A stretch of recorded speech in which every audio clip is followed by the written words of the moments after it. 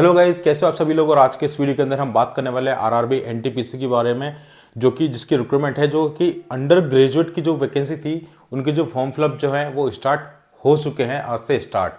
So please guys इस channel पे बने रहना और इस वीडियो के अंदर एंड तक बने रहना। मैं आपको बहुत सारी इंपॉर्टेंट चीज़ें बताऊंगा कि इसका एजुकेशन क्वालिफिकेशन क्या रहने वाला है, कब से फॉर्म फिलअप स्टार्ट है, लास्ट डेट इसकी क्या रहने वाली, एज लिमिट क्राइटेरिया क्या है।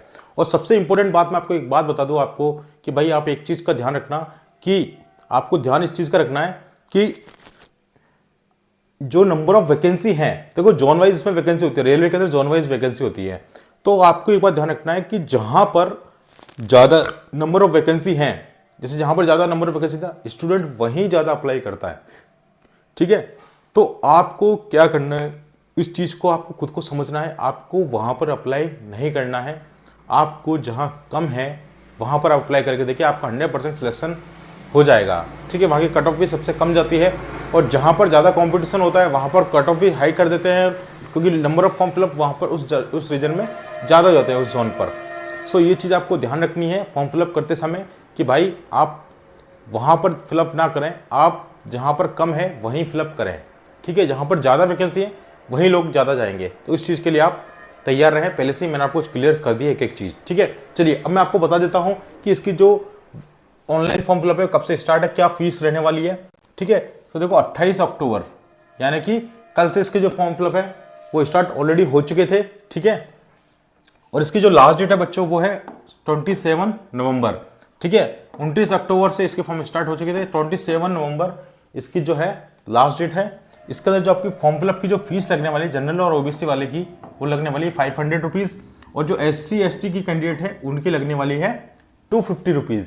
और जो फीमेल कैटेगरी है, चाहे वो किसी भी कैटेगरी से बिलोंग करती हो, उनके भी कितने लगेंगे, 250 रुपीज़ लगने वाले हैं।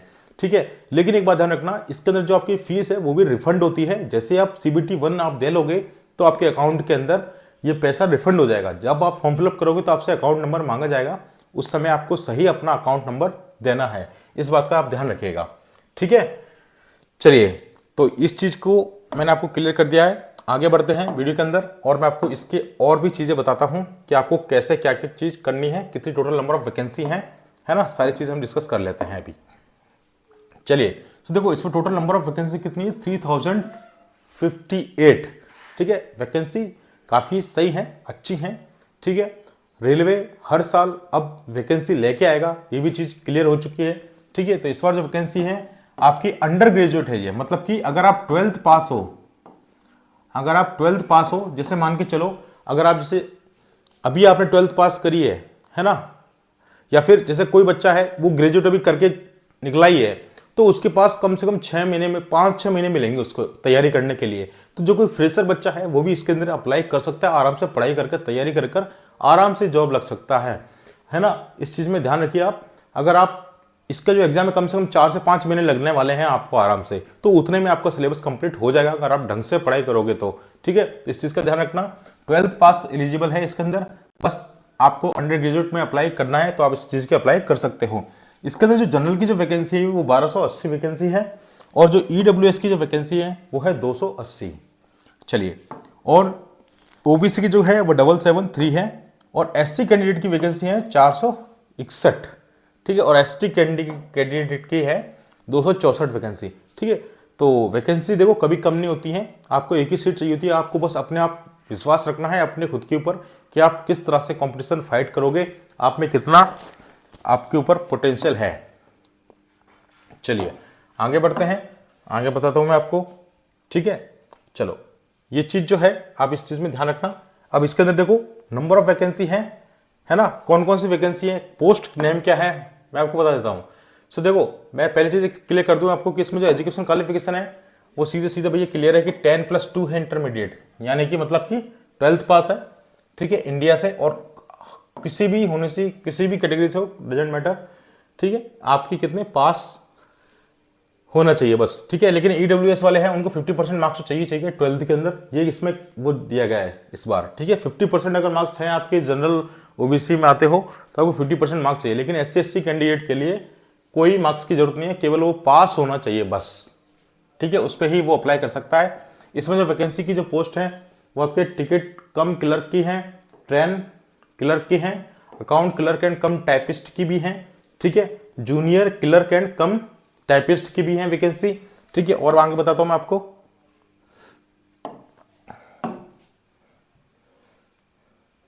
है ना। तो ये सारी जो है वैकेंसी आपकी है, इस चीज के लिए आप बिल्कुल तैयार रहिएगा, ठीक है। अब आपको लास्ट डेट में सारी चीज क्लियर कर दी है।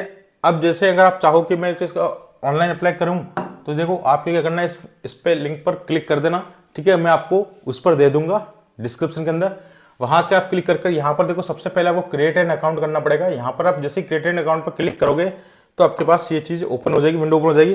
फिर यहाँ पर देखो आपको इस तरह से इसमें फॉर्म फिलअप करना है, अपनी जो सारी जो डिटेल्स है इसको एकदम सही से फिलअप करना, ठीक है। रेलवे के अंदर अगर आपने एक पॉइंट की भी अगर परसेंटेज की भी गलती कर दी ना, तो आपको डॉक्यूमेंट वेरिफिकेशन के अंदर बाहर निकाल दिया जाएगा। इस बात का ध्यान रखना, रेलवे काफी ज्यादा स्ट्रिक्ट है इस मामले में, ठीक है। सो इसको आप रजिस्टर करके फिर आप इसके लिए विंडो ओपन हो जाएगी फॉर्म अप्लाई करने के लिए। अगर आपने ऑलरेडी अप्लाई कर रखा हो तो आप अकाउंट की जरूरत नहीं है, आप यहाँ पे लॉगिन कर दीजिए आईडी पासवर्ड से, देन फिर आप इसका कंप्लीट फॉर्म फिलअप कर पाओगे।